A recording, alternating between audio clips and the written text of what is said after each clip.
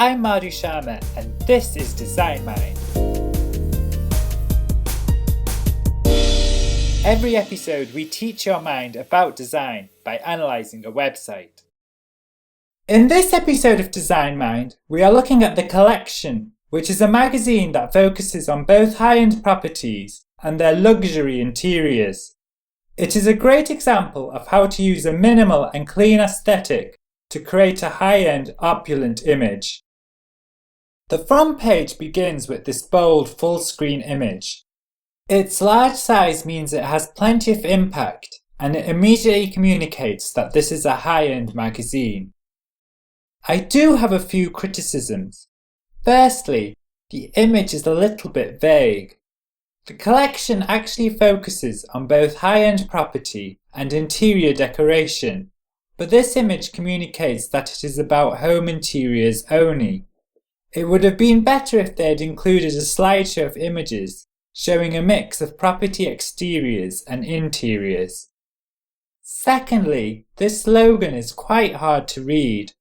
It also doesn't do a good job of explaining what the magazine is about, as the phrase intriguing content could refer to anything. Scroll down and we get this About area. The area lays out the text like a photo by placing it in the centre and surrounding it with plenty of space. It works really well as it is particularly striking. Scroll down and we get this latest issue area. This section is a bit weak, as the thumbnail that represents the latest magazine is too small to clearly see. Clicking on the thumbnail opens the magazine in a service called Isu, which is specifically designed for showing magazines on the web. It works fairly well, although of course it's not as good as a native web page. Moving down, we get this featured property gallery. The range of property photos are quite diverse, so the site quite wisely displays them in black and white. This calms them down and creates consistency, while communicating messages of elegance and class. Hover over the photos and this charming sliding effect is used. It also displays the title of the property. This filter row sits at the top of the grid, and it lets the user view properties that come from a particular estate agent. The main problem with this filter is that the simple design is too understated, making it easy to miss. The names of the agencies aren't separated that well either, so they all run into one massive lump, which is difficult to read. The animation used for the filter effect, however, is particularly stylish. Next up is the featured article section. It's laid out particularly well. The grid uses plenty of space, which ensures the eye-catching images are clearly separated and won't clash with each other. The image thumbnails are a little weird. Only a couple of them link to an article, as you'd expect. For the rest, the user can perform a flicking action to view different images. To access the actual story, the user must click on the heading under the image. While I commend the site for trying something new, I don't think it works at all.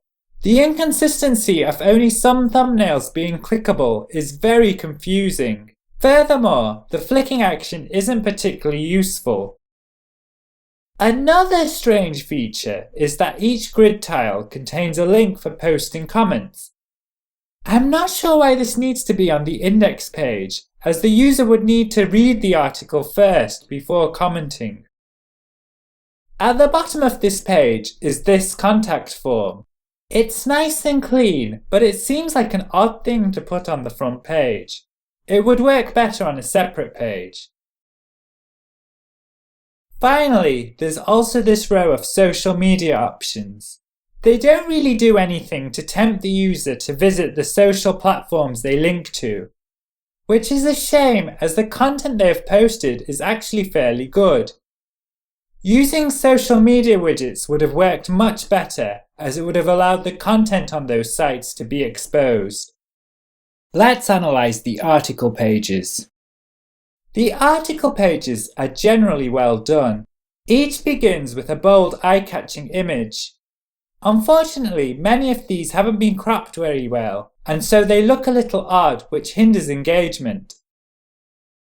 Some pages contain a grid of images, which the user can flick through.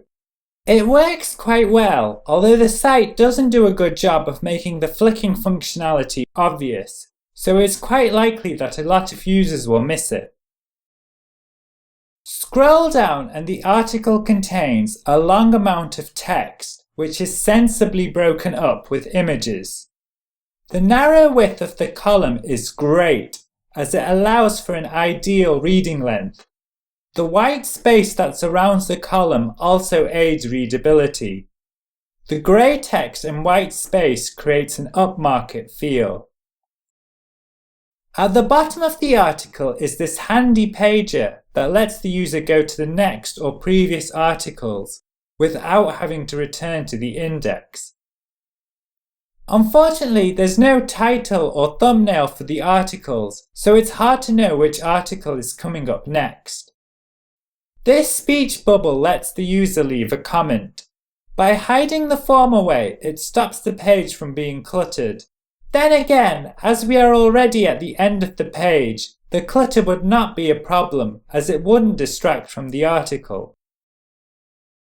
Let's analyze the navigation. The navigation consists of this thin black bar. Its minimalist style perfectly suits the page. It acts as a sticky header which makes it easily accessible. The main problem with the navigation is that the links aren't separated very well, making them hard to read. When the navigation is at the top of the page, the black bar disappears. I presume this has been done to avoid drawing attention from the main image. Unfortunately, it does cause the text to become very hard to read. Let's analyze the site on mobile. The clean and simple design works brilliantly on small screens. On the home page, the images suffer from being too large, which makes the page very long to scroll. The article pages read brilliantly on mobile. The opening images have been better cropped and so no longer look odd. The text is also easy to read. The photos are the right size and help to maintain interest. In conclusion, the collection is a great example of a clean and elegant website. It helps to communicate messages of wealth, class, and opulence. That's it for this episode of Design Mind. A new episode is released every Monday and Thursday. Find us on the web at www.designmind.info. Our YouTube channel is youtube.com/designmindinfo. You can also find us on iTunes. We'd love it if you could leave us a review at any of these places. Until next time, happy designing!